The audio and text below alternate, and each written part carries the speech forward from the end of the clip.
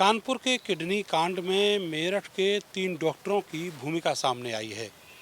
इन डॉक्टरों के नाम हैं डॉक्टर अमित कुमार चौधरी, जो मुजफ्फरनगर का रहने वाला है, मेरठ के शास्त्री नगर का डॉक्टर वैभव मुदगल और तीसरा डॉक्टर अफजाल। डॉक्टर अफजाल का लिंक शहर में कहाँ से है, इस बात का भी खुलासा नहीं हुआ है। लेकिन जो बाकी 2 डॉक्टर हैं वो इसी अल्फा हॉस्पिटल में प्रैक्टिस करते थे और उनमें से एक डॉक्टर अमित कुमार चौधरी इसी अस्पताल का मालिक है। सवाल ये है कि ये अस्पताल चलते कैसे हैं।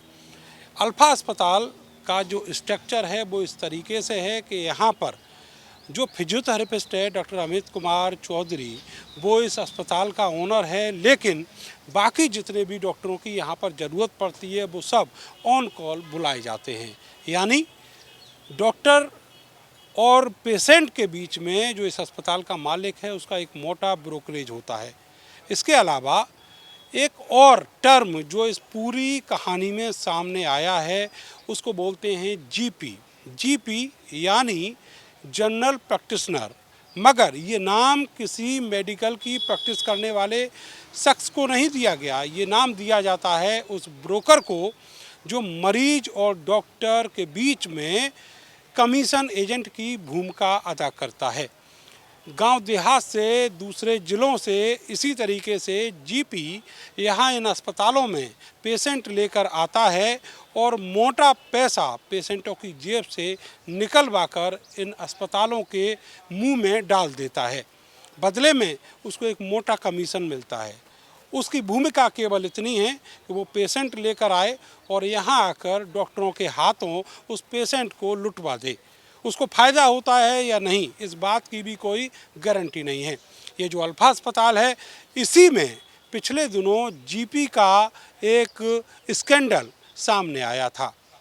मेरठ के मेडिकल कॉलेज में गाज़ियाबाद का एक पेशेंट भर्ती था, उसको वहाँ पर तेज़ी से लाभ नहीं हुआ, तो एक जीपी ने जो उसी मेडिकल कॉलेज में एक एम्बुलेंस चलाता था, उसका ड्राइवर था, उसने उसको कन्वेंस किया और वो यहाँ पर इस छोटे से बहुत कम सुविधा वाले अस्पताल में उस पेशेंट को लेकर आ गया।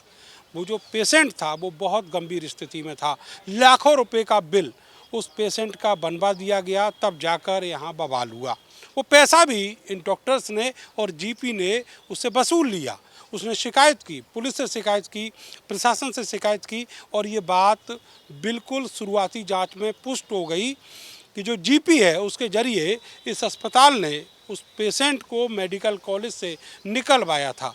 जिसके बाद मुकदमा दर्ज हुआ और तो और स्वास्थ्य विभाग ने भी जांच की। शुरुआती जांच में आरोपों की पुष्टि हुई तो इस अस्पताल का लाइसेंस रद्द कर दिया गया। लेकिन मज़े की बात देखिए, पुलिस और स्वास्थ्य विभाग ने सरपरस्ती दी अपनी इस अस्पताल के मालिक को और कुछ ही दिनों में पुलिस विभाग ने सारे आरोपों से क्लीन चिट दे दी और इस अस्पताल का लाइसेंस फिर से बहाल कर दिया गया। फिर से ये अस्पताल मरीजों की जान जोखिम में डालकर उनकी जेबें कुतरने के लिए तैयार बैठा है और अब इसी अस्पताल का नाम आया है कानपुर के किडनी रैकेट से जुड़ा हुआ। जो किडनी रैकेट है उसके लिंक बताए जाते हैं। ऐसा कोई सेंटर नहीं उत्तर प्रदेश का, डायलिसिस सेंटर, जहां पर उसके लिंक ना हो, जहां उसकी जान पहचान ना हो। और ये निकल कर सामने आया है कि जो पेशेंट है जिसका सरनेम पारुल तोमर, जिस पेशेंट का नाम बताया गया है, उस पेशेंट का लिंक भी इसी अस्पताल से था और एक बड़ा कमीशन इस अस्पताल के डॉक्टरों को मिलना था और उनकी बाकायदा एक कंप्लीट भूमिका भी थी। अब इस अस्पताल का जो मालिक है डॉक्टर अमित कुमार चौधरी, वो 2 दिन से फरार है, अस्पताल में ही नहीं जाका है। उसको स्टाफ को भी नहीं मालूम कि वो कहाँ है, उसका नंबर बंद जा रहा है। खौफ है जेल की सलाखों के पीछे जाने का।